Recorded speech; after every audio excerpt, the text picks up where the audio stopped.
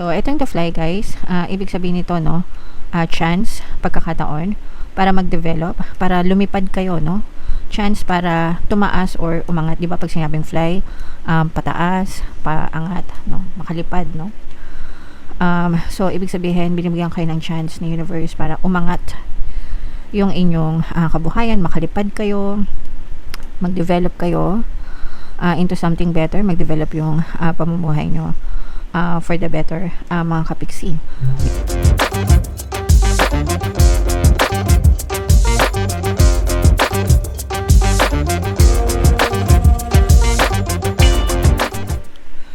Hello guys, hello Libra, welcome back to Pinoy Pixie Tarot. Ang pamagat ng episode natin for tonight is OOTM, Oracle of the Month, para ngayong September to October para sa Libra, Sun, Moon, Rising Sign, and Venus. So, meron tayong tatlong set ng text dito guys. Ito yung para sa spiritual message nyo. Ito yung para sa life messages.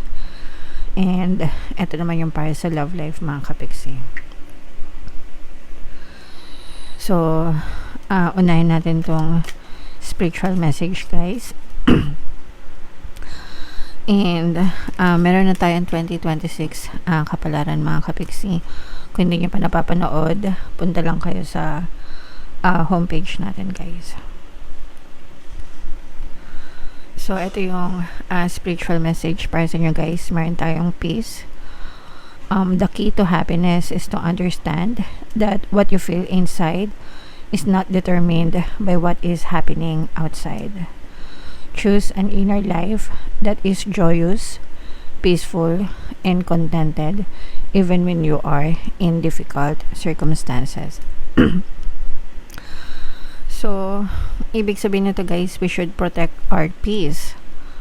Wag tayo basta-basta nagpapatrigger sa mga sitwasyon na nararanasan natin sa ating physical reality. Kasi given naman guys na hindi lahat ng nararanasan natin or pinagdadaanan nating sitwasyon ay maganda. May mga times na hindi maganda yung sitwasyon, hindi favorable, hindi masyadong okay.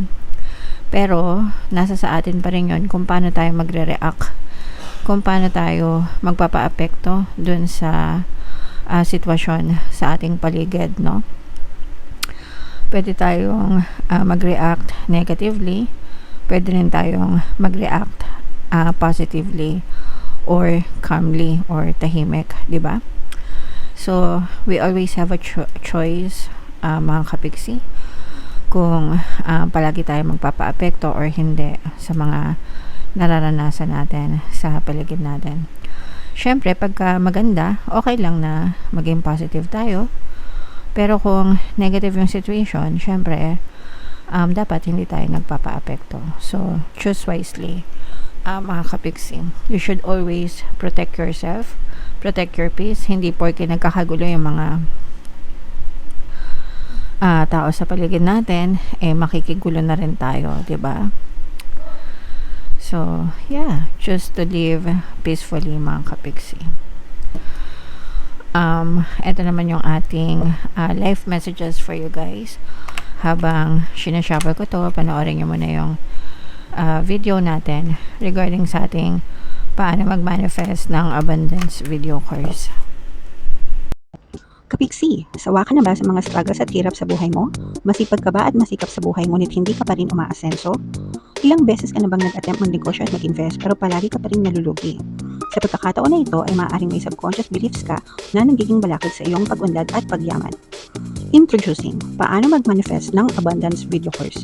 Dito ay matututunan mong ma-overcome ang mga balakid mo para tuluyan ka ng umunlad, umasenso, sumagana, maging matagumpay, successful at maswerte sa iyong kabuhayan, pera, trabaho, negosyo, salapi at kaperahan ng bonggang-bongga. Dali, mag-send na ng email sa pinoypixie@gmail.com at simulan na ang iyong pagyaman ngayon. Alright, so sa lahat ng gusto mag-avail ng course guys, naka-flash sa screen nyo. Una, meron tayong paano mag-manifest ng abundance video course. Meron din tayong paano mawala ang third party at magkaroon ng harmonious na relationship.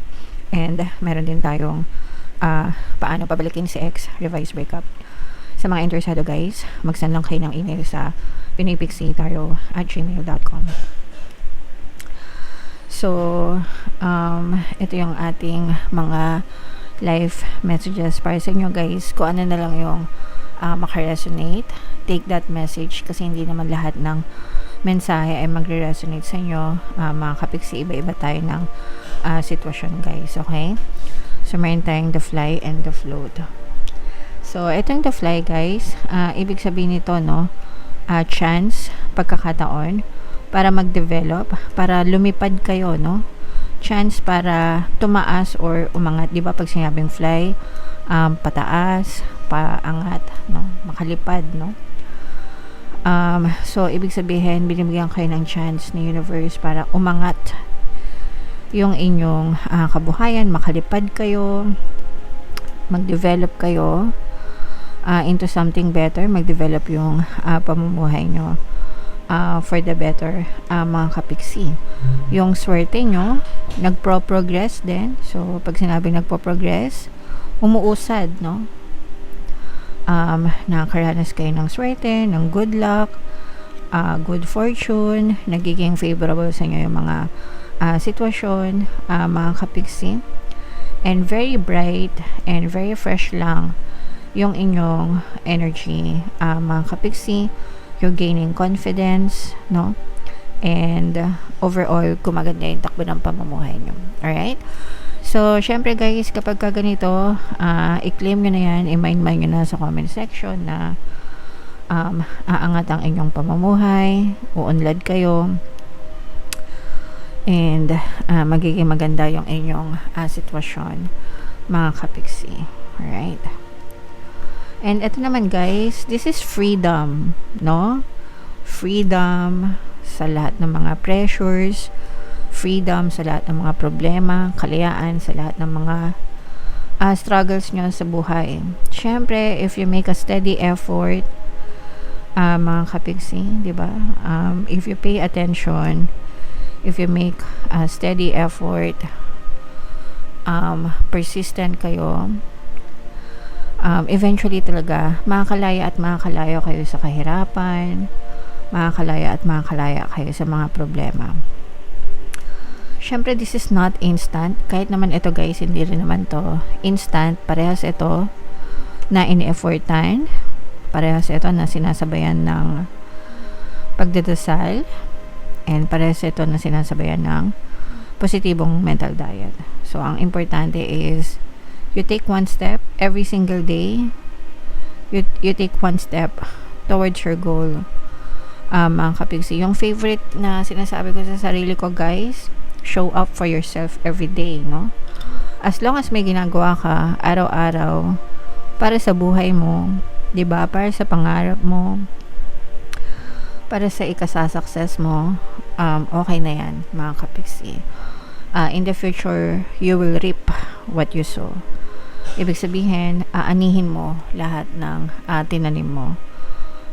Huwag kayong maatat, huwag kayong mainip. Alright, so yeah, yan yung life messages for you guys.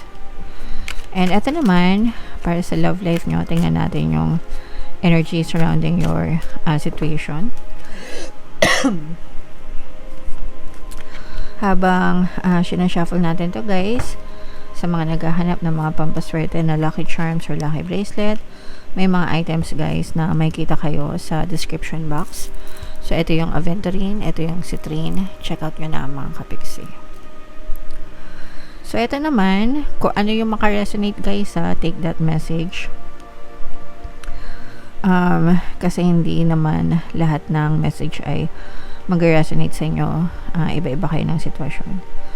So, we have the butterfly and we have talking. Itong butterfly guys, ito yung evolution, no? Nag-grow yung inyong relationship, yung inyong sitwasyon for the better, mga kapiksi. Pwedeng mas nagkakakilalan kayong mabuti, pwedeng nagkakadevelopan kayo, lalo mas tumitindi yung pagmamahalan sa isa't isa. You get to know each other, nakakapag-adjust kayo, naintindihan nyo yung topak nila, naintindihan nila yung topak nyo. And doon nyo nalalaman, no, kung willing kayo na tanggapin yung person despite ng kanyang worst na sitwasyon or worst na pagkatao, mga kapiksi. For some of you, pwedeng nag-heal din yung mga sugat nyo, and you're starting to let go of the past and forgive and accept one another. Kasi sa relationship, guys, hindi naman perfect. May mga pag-aaway yan, so natural lang na may mga sugat kayo, but it's the willingness to heal one another and accept despite the flaws, no? Yun yung importante, mga kapiksi. And talking, maganda yung communication nyo, guys. Pwedeng LDR kayo, pwedeng hindi kayo LDR, pero yung communication nyo ng person mo mas lalong nagpapatibay sa relationship nyo. You're learning to understand them more. Parang mas nakikilala mo na rin yung ugali ng person mo the more na nagkakausap kayo. So, and parang gustong-gusto nyong kausap yung isa't isa. Gusto niya nakausap kayo, gusto nyo nakausap sila. So, you're just enjoying mga kapiksi. But at some point, no, syempre may mga times na magda-die down ito, mga kapiksi, kasi yung talking na ganito usually sa mga nasa first or early stages ng relationship, kapag ka medyo matagal na, no, medyo nagiging comfortable na, less na yung time na nagkakausap kayo, lalo na kung magkasama na kayo sa isang bahay, di ba? Kasi nasanay na, hindi mo naman tatanungin kung kumain ka na ba, anong ginagawa mo, di ba? Pag magkasama kayo, syempre wala nang ganon, mga kapiksi.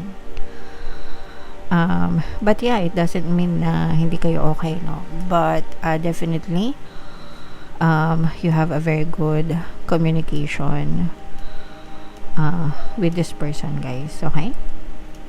Alright. So, comment down below, Libra, if feeling nyo nakaresonate kayo.